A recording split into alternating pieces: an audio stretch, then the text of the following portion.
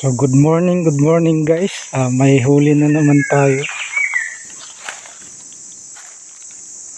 Nahanap ko yung bitag ko, nandun na pala sa taas ng puno.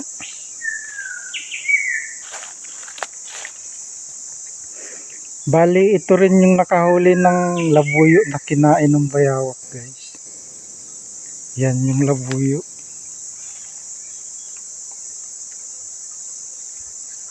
At dito rin nahuli yung bayawak na malaki.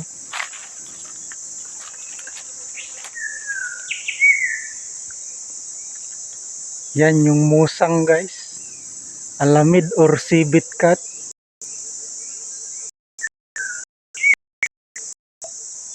Siguro isa rin siya sa kumain dun sa labuyo dati guys. Binitin ko dyan.